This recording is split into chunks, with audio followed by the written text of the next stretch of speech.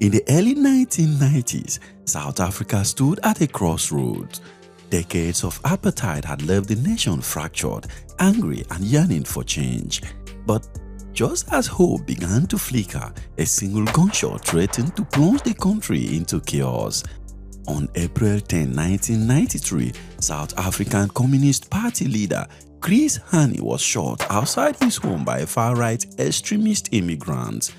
The killing, which was aimed at derailing South Africa's transition to democracy, sparked national outrage but would rather accelerate effort towards the country's first multiracial elections in 1994. In this video, I will revisit the assassination of Hani, the timely intervention of Nelson Mandela, the trial of the suspects, and the price that South Africa had to pay for his death. Welcome to this edition of Hispu Media. My name is Gabriel Adidia.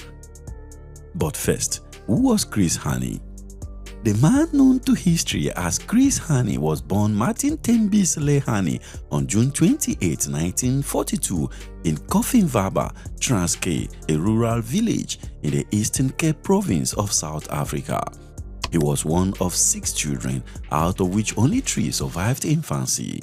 His father, Gilbert Hani, worked as a migrant laborer in Transvaal mines, leaving his mother, Mary Nomayise, who worked as a subsistent farmer to raise the family in harsh economic conditions, experiences that deeply shaped Hani's later political consciousness. Raised in a Roman Catholic setting, young Hani showed early intellectual promise. He learned Latin and classical literature and briefly considered the priesthood before his father discouraged him. He became an altar boy in the Catholic Church at the age of 8. Before we continue with the story, if you find this video informative, please take a moment to like the video and subscribe to Hispu Media.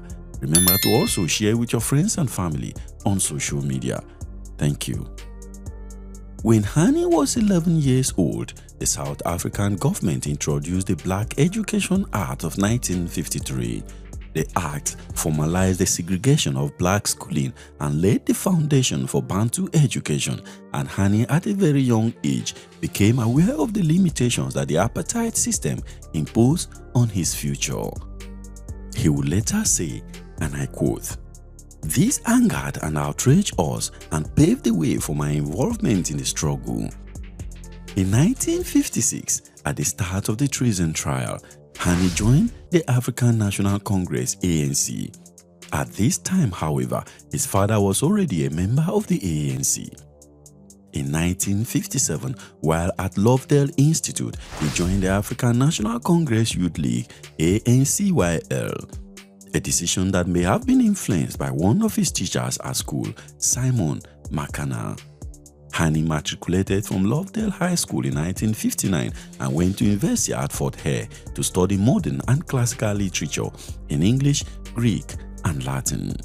Hani is said to have identified with the plight of Roman commoners suffering under the control of its nobility.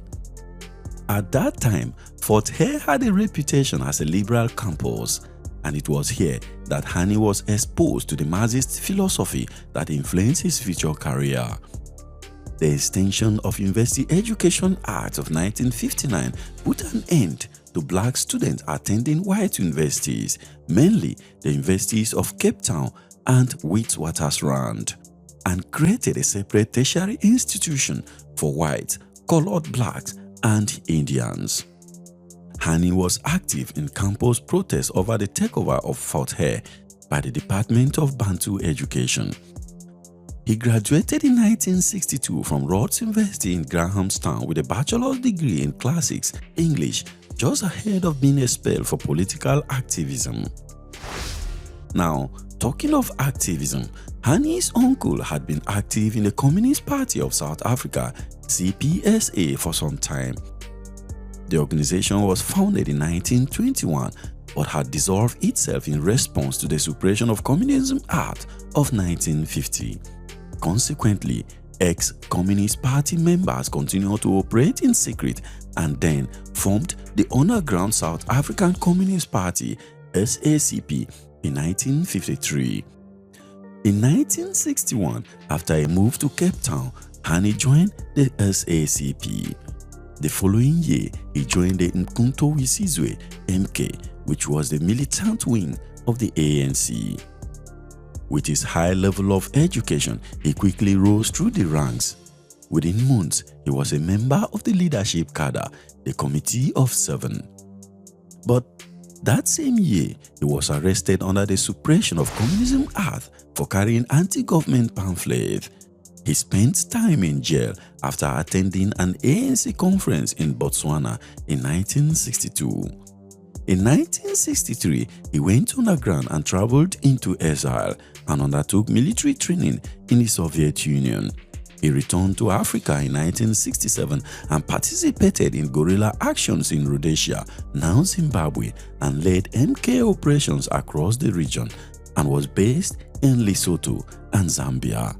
Hani also acted as a political commissar in the Zimbabwean People's Revolutionary Army (ZIPRA). And to evade capture, Hani later adopted Chris as a nom de guerre. Meanwhile, he returned covertly to South Africa in 1967 but narrowly escaped to Botswana to evade arrest. However, he was arrested in Botswana for weapons possession and imprisoned for 2 years. His frustration with the leadership strategies contributed to the holding of the Morogoro ANC Conference of 1969 in Tanzania, where the ANC opened its membership to all races and reasserted the primacy of political policy over military tactics. Through the following decades, he rose through the ranks. In 1973, Hani transferred to Lesotho.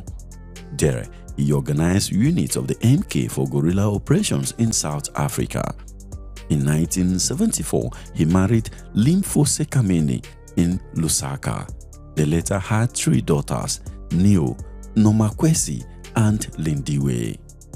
By the early 1980s, he was deputy commander of MK, and later in 1987, Hani was appointed chief of staff in charge of coordinating guerrilla operations. Concurrently, he rose within the SACP leadership. He became part of the Young Lions, a group within the ANC that argued for armed struggle and militancy. Meanwhile, by the 1980s, Hani had become prominent enough in the ANC to be the focus of several assassination attempts, including at least 1 car bomb attempt. Following the unbanning of the ANC and SACP on February 2, 1990, Hani returned from exile and actively campaigned in townships. He attracted a mass following for his charismatic speaking and working-class solidarity. He was widely regarded as the most popular ANC leader after Nelson Mandela, even drawing cult-like public support. In 1991, Hani became Secretary General of the SACP, succeeding Joe Slovo, who was diagnosed with cancer. However, both Slovo and Hani were considered dangerous figures in the eyes of South Africa's extreme right, the Afrikaner Resistance Movement, and the Conservative Party (CP). In 1992, he relinquished his role in MK to focus more on his role with the SACP. The SACP, under his guidance, was prepared to contest in the upcoming democratic elections, perhaps rivaling with the ANC's appeal. Sources claim that the SACP was doing better than the ANC, especially among the young people. Hani's SACP would have proved a serious match for the ANC in the 1994 elections. This, along with hatred from the far right, was probably a threat to the forces of darkness. On the morning of April 10, 1993, Hani was shot. 4 gunshots to the body of Hani had brought down the second most popular black politician in South Africa after Nelson Mandela. So, what really happened? Hani had just returned from a local corner store to buy a newspaper and had just got out of his car when a red Ford Laser driven by a white male pulled up behind him in a driveway. He called out his name, "Mr. Hani," and Hani turned around. At that point, the white man stepped out of his car, pulled out a 9mm pistol and shot Hani once in the body. The assassin then stepped forward very close to Hani and shot him 3 more times in the head. He then calmly walked out into his car, reversed out of the driveway and sped off in the direction of the Bosburg city center. However, a neighbor, an Afrikaner woman by the name of Rita Hamsi, just happened to pull out of her driveway at the instant that the shots were fired and managed to note down what she thought was the assassin's car registration number. She ran back into her house and called the police. She provided the police with the registration number as PBX137T instead of PBX131T. Although the number was not the exact number on the assassin's car, which was PBX131T, it was close enough to provide a vital clue that enabled the police to arrest the assassin. Janus Walus was arrested 10 minutes later on the main road passing the Bosburg City Hall. Alert policemen on patrol spotted the car moving through the traffic and pulled it over. Inside the car, they found Janus Jacob Walus, a Polish immigrant to South Africa. Walus was a signed-up member of the AWB. Inside the car, they found a pistol and a silencer, some stick-on numbers, later shown to be designed to be used as temporary false number plates. It was later established by the police that Walus has used one of the stick-on numbers, S7, on the last letter of his number plate, changing it from PBX131T to PBX137T during the actual assassination. Walus, who initially denied the act, was immediately taken to custody. When his house was searched, investigators found a computer printout with a list of names numbered by hand in an apparent order of priority, with Hani's name at number 3. Mandela's name was also on the list. Meanwhile, Walus, who had initially denied any involvement, made a vocal confession of his actions to a policeman whom he thought was a right-winger. In his verbal confession, he told the police that although he had committed the act by himself, another prominent right-winger, Clive Debbie Lewis, had helped him with providing the weapon. The policeman he told this to was, however, not a right-winger, and promptly reported Walus' conversation to the investigating officer in the case. Forensic examination also established that the fatal bullet had indeed been fired from the gun found in his possession. Other incriminating things were found as well, including bloodstains that matched chrishani's blood group. The gun was found to have been stolen from the South African Air Force Armory in 1990 during the Piet Rudolph heist. Clive Debbie Lewis was later arrested on the evening of 17th April 1993 after evidence suggested that he supplied the weapon used in the assassination. After months of investigation and interrogation of suspects, only Walus, Gaye and Clive Debbie Lewis remained in detention and were soon charged with 4 offenses, including murder, conspiracy to commit murder, illegal possession of firearms, and illegal possession of ammunition. Gaye David Lewis was granted bail of 30,000 rand after nearly 3 months in detention and was required to appear in court at the trial. After an initial postponement, the trial was finally set for October 4, 1993 in the Rand Supreme Court. Neither Clive Debbie Lewis or Walus applied for bail. Finally, both Walus and Debbie Lewis were convicted and sentenced to death on October 16, 1993.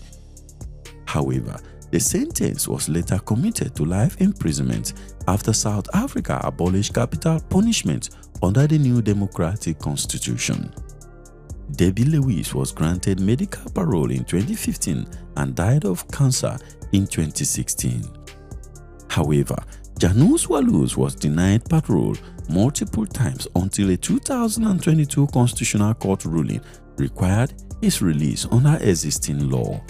His parole sparked widespread outrage from the ANC, the SACP, and Hani's widow, Limfo, who called it diabolical.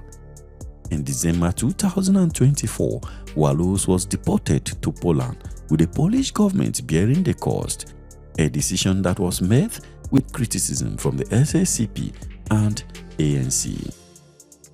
The assassination of Hani triggered a nationwide protest in South Africa, grief and fears of racial civil war. In Johannesburg and Pretoria, protests escalated, resulting in around 80 deaths and hundreds injured, largely at the hands of apartheid security forces and right-wing vigilantes. An estimated 6 million black workers participated in a one-day general strike on April 15, 1993 to commemorate Hani. But one man immediately stepped up, calm, resolute, and grieving. Nelson Mandela, though not yet president at the time, addressed the nation on April 14, calling for peace and unity. He said, "A white man killed Hani, but a white woman saw it happen and came forward. Let us not allow this tragedy to destroy what we have worked so hard to build." His televised speech is widely credited with preventing open conflict and allowing the transition to continue. Within days, the ruling apartheid government agreed to set a date for South Africa's first democratic elections on April 27, 1994. The legacy of Hani is profound in democratic South Africa. In 1997, Baragwanath Hospital was renamed Hani Baragwanath Hospital, one of the largest hospitals in the world, in his honor. The University of Cape Town renamed the lecture theatre the Hani Lecture Theatre in 2018, and the Hani Institute, established in 2003, promote his ideals through research, education, and activism. Annual commemorations on April 10, his death anniversary, occurred across South Africa every year. In 2025, for instance, events included the unveiling of a statue in his hometown of Koffenwabba, while the ANC called for an inquest into his assassination to bring full closure. For more stories like this, please like this video and subscribe to Hispo Media. Click here for other interesting videos on the channel, or here for the assassination of President Laurent Kabila of the Democratic Republic of the Congo by his own child soldier. And I'll see you in the next video. Thank you very much for watching. Peace.